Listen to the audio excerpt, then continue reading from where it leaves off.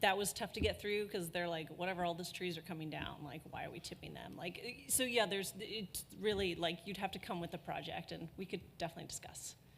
Yeah. Gene, you mentioned the more the project sponsor could take on, that would be helpful. Is if a project sponsor can take on everything other than forest approval, is there any opportunity to get things moving, or? Basically, I mean, when I say like less touch points for us, no matter what, we would still have to have our own internal review of heritage, of NEPA, of design, and stuff like that. So, we can't take away all the touch points, but if you guys can do the NEPA, if you can do heritage, I mean, you can take a job that would take an ID team 6 months to do, you could bump that down to just a few weeks or something, so yeah. It might condense our 5-year plan, potentially, like if you get that done faster, you have all that stuff, like, because the touch point, like, you still have to touch the Forest Service for all those areas, but like, then you could potentially get your project done sooner, and then we could maybe like condense that 5-year project list and get more stuff done eventually. It's kind of probably how it would work. So speaking of touch points, I've heard something about good neighbor authority agreements that you can do. Yeah. Would that be a workaround to like remove touch points from Forest Service? Or can you explain what that is actually? Because I'm not even really sure. But I've just heard that it's a way that the Forest Service can have an agreement with like the county, for example, to like remove yourselves from projects on Forest Service. Yeah, that's a good question. I honestly haven't had much experience with the Good Neighbor Authority for aquatic projects, so I can't speak from experience, but I know that our forest is using it for like hazard fuel reduction and things like that. So, that's something I haven't looked at, so that maybe. I think I used it with Scott this year. I think I used the Good Neighbor agreement with the county. Mm-hmm. Yeah, I think it does remove some touch points, but it's still a lift. Like we're still gonna have to like, and that's the kind of thing we're taking into account with like the 5-year plan is like, it's not just big projects. It's like we can squeeze in potentially more projects if you've like talked to your district folks and you're like, hey, we're gonna use the Good Neighbor agreement for this one. We're like, oh, maybe we have time and capacity to add another project. So like, I guess that's what Gene meant by streamlining is like the more everyone can do to like help us, like the more projects we will be able to do. Right, like we can't eliminate all the work that the Forest Service has to do, but if we can get it down to 25%, that might mean the difference of adding another project or two on our 5-year plan. Yeah. Can nonprofits qualify for the Good Neighbor Authority agreements? I don't know. Do you know? Remember.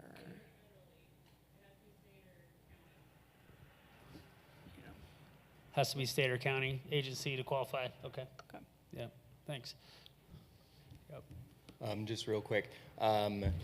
So in the face of a changing future, both in terms of project priorities and funding, I think we all know that fire and fuel reduction is going to remain a high priority. And on the aquatic realm, is there a way that we can try to sneak in or develop projects that are going to be fuel reductions or fire preparedness that we're not necessarily pulling funding from any fire, but working together with them to develop projects that we're not competing for funding, but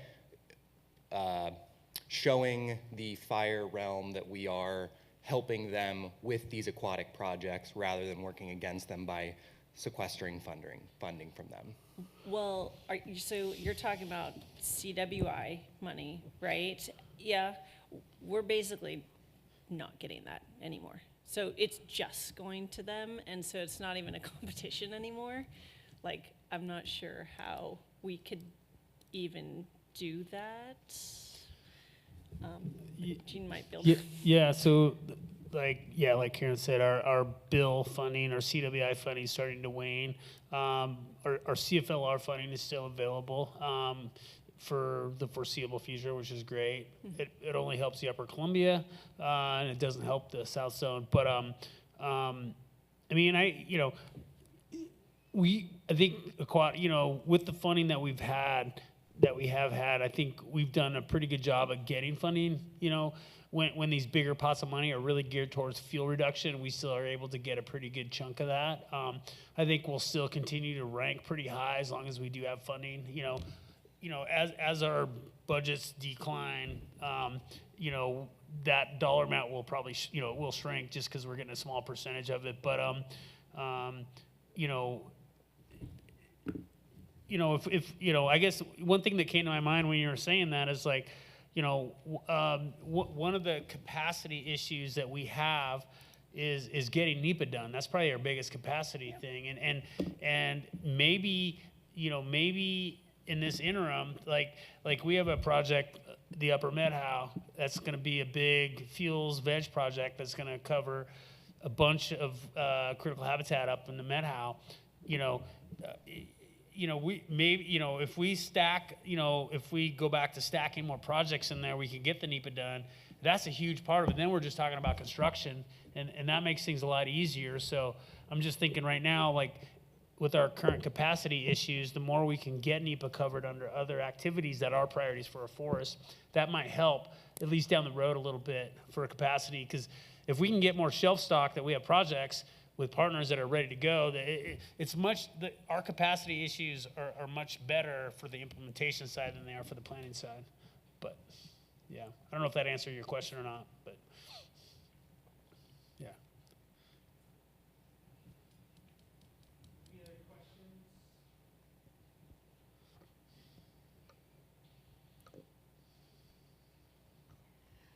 This is probably a dumb question. Bear with me. Do you think it'd be a good strategy maybe if folks banded together and tried to fund a term NEPA position? Because I hear you, that is kind of our cog that always gets stuck, and you are limited in how many people do your NEPAs. Would that be helpful if possible? We did initially do some looking into that, and we heard no, but we've recently heard yes. So it's we're hoping yes, that's a possibility. Like we've heard some encouraging things in the past week or so about getting terms. Yeah, like we have a term fish biologist on our organization right now that we could hire that could just work on fish projects on Wenatchee River and Aniat, and like they could be like a point of contact. They could help in the design and do the NEPA. I know that like Yakima Nation has said that they'd be interested in funding something like that. I bet you more partners would, maybe Chelan County, maybe the Colville, we are looking into that again. Yeah. And if anybody here is interested in becoming a part of that and maybe throwing some funds at it, like let's talk about it, because if we could do that, we would want to start rolling as soon as we could into doing some sort of agreement on that. Yeah, so I think whatever partners are interested in kind of jumping on that potential bandwagon, like talk to me and Jean, because we might be able to like kind of put something together that could really benefit everyone that wants to work on the forest. Like another group that we've talked about this idea is with the icicle working group too. Like it's another group that needs some fish bio attention as well. So yeah. Great question. Have you had any conversations with BPA about that? Because they fund all of our works and of course have their own mitigation requirements and fund a lot of work on your land. So that could be a great source. Yeah, that's a great idea. We really heard that maybe it was a possibility like last week. So yeah, BPA is a great idea. Yeah, we haven't talked Yeah. to them yet, but we definitely plan to talk to them Yeah. soon. So, yeah.